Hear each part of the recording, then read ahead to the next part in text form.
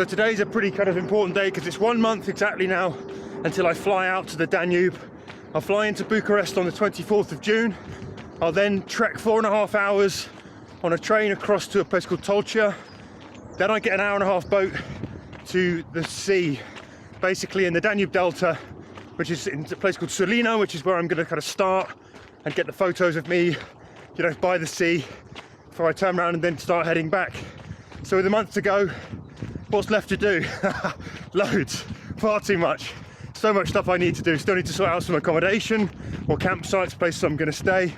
Need to go through and just recheck all my routes.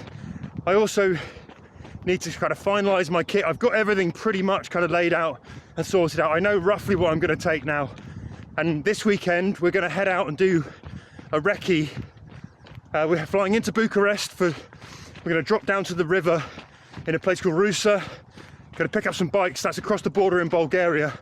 And then we're going to cycle probably something like 100 k's in one direction, wild camp, cycle back and go back in the other direction, just to basically get a feel of what it's like. I want to eyeball Romania, Bulgaria, that kind of section of the river, give myself a feel, not least just for the psychology of it, you know, to build up that mental strength of what I'm about to undertake.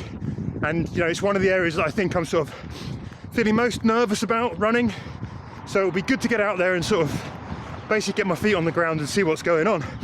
So I'm going with 3 other guys who are going to come and support me in that bit, so it'll be nice to have that company. It'll also be nice to have something that I know I've been through already to look forward to on the run. So there's that, and also going to make some connections in and around that area, so I've got some sort of staging posts for that as well.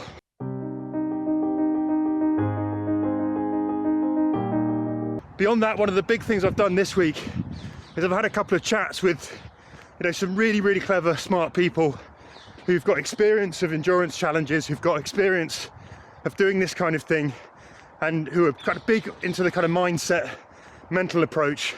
One of those was Professor Andy Lane.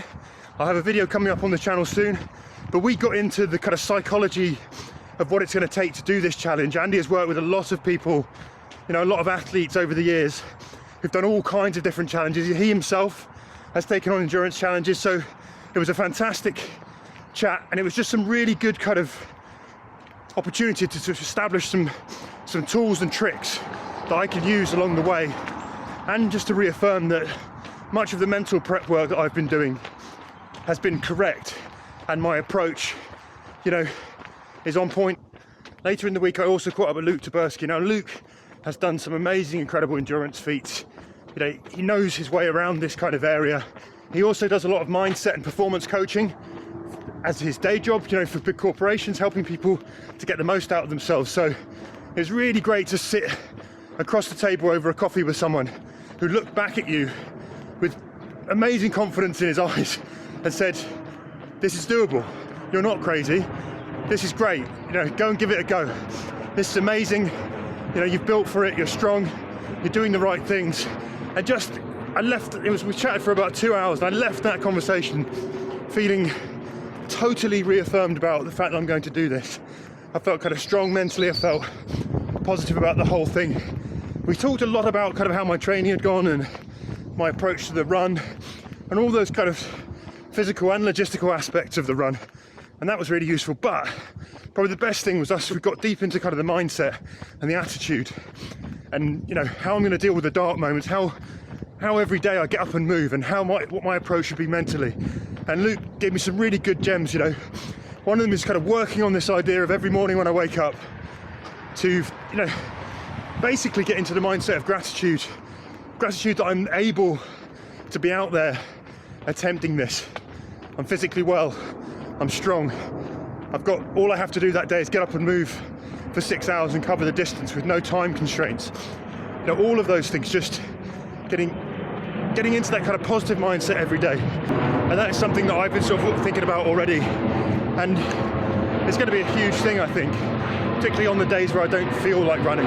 We spoke about making a list of those things that I'm grateful for right now here in the UK, and starting to, you know, repeat those to myself every day, sort of start to build them in to the psyche, starting from now, not waiting until I'm out there, then even taking them with me, you know, carrying them doing a lot of self-talk, you know, speaking out loud, talking to myself, but these kind of reaffirming kind of statements of why I'm doing this, what I'm grateful for in my life, why things right now in the moment are good rather than feeling kind of negative.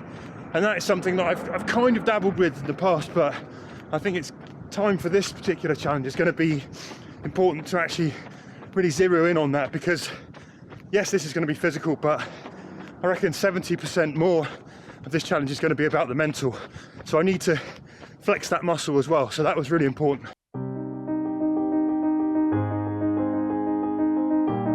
So there are a few key areas of kit that I'm yet to dial in. And should we talk about shoes first? So I did a big test of kind of road to trail shoes. There's a video up on the channel. Tested the Speedgoat 5, the North Face Vective Endurance 2. I did the Hoka Tecton X, and also the Innovate Park Claude G280. All options that I thought might work for running the Danube. I've pretty much discounted 2 of those. Go and watch the video to find out which of those are. There's 2 that I'm now having consideration, which is the Speedgoat 5 and the Tecton X are definitely two shoes that I'm considering taking with me. But the other thing I really want to do is take out some road shoes that I think might also cope, because I don't think it's going to be particularly sort of technical trails, and I think road shoes might stand up to the test. So when I did 7 marathons in 7 days, that video of those shoes tests, where I tested a shoe a day, is over on the Run Testers channel. I'll put a link in the caption below. And what the shoe that really stood out for me during that test, all on roads, was pretty much the Saucony Endorphin Speed 2. Yeah, so whichever shoe that I pick to do this, I'm going to need to be able to find more of them basically, and have a bunch of them, because I'm not sure one shoe will last the whole distance, obviously. So I'm still whittling down that list. My next plan is to take out a bunch of road shoes and test them, and do a similar test, get to a short list of about kind of 4 or 5 shoes, and then start testing those in the kind of back-to-back marathon days that I've got coming up to finish off my training. So that'll be shoes.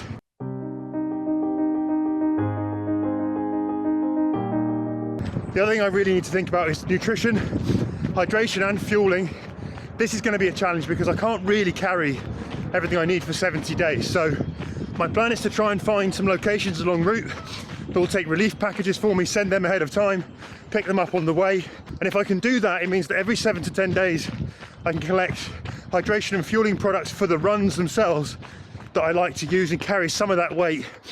Obviously I can't carry all of that for 70 days, it's too heavy. So that'll be a thing. But I'm also having a chat with Andy Blow from Precision Fuel and Hydration. That'll be a video that goes up on the channel soon. And we're going to get into exactly what I need to fuel this kind of run, both the running bits and the recovery, focusing very heavily on the hydration as well, because it could potentially be very hot out there. So we'll be looking at my sweat rates. I've done a sweat test with those guys, but also looking at what kind of carbs I need to be ingesting on a daily basis to fuel the run and to also help fuel the recovery. And we'll get into all of that. So there'll be a video on that on the channel soon. And from that, I'll select a package of products to use to take with me.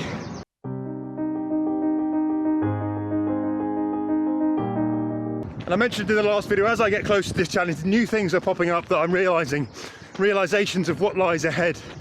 And one of them struck me the other day when I was talking to my friend Pat, is that I'm homeless for 70 days essentially. Now what I mean by that is I'm basically camping with a bivvy sack, so I'm going to find campsites that will put me up, give me a patch of grass. Occasionally I might find a hostel that will give me a bed. But once I finish running for the 6 hours, 7 hours, 8 hours a day, I'm going to be by a river like this. I've got no indoors. I don't have any kind of security. I don't have anywhere to go. It's going to be into cafes, nursing coffees, whatever. It's that I'm going to be basically homeless, and that's in itself, I think at times is going to be a challenge.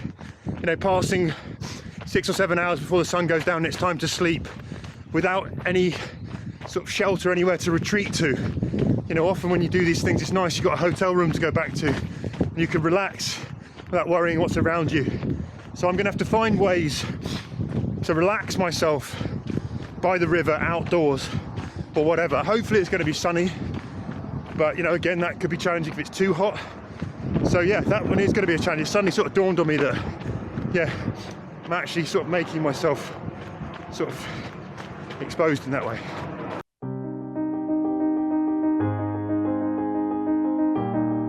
I guess I ought to talk a little bit about how I'm feeling physically, my fitness.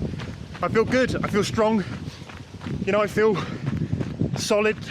I've got to the point physically, psychologically, where I feel like I'm in good shape for this. I'm as ready as I pretty much can be. I'm gonna go into this undercooked for sure and grow into it. The plan is, you know, I'll get fitter in those first 2 weeks. I'm gonna get stronger, I'm gonna get fitter, my body is gonna become more used to what's ahead of me. There's no point going in having done too much, putting too much fatigue into the body.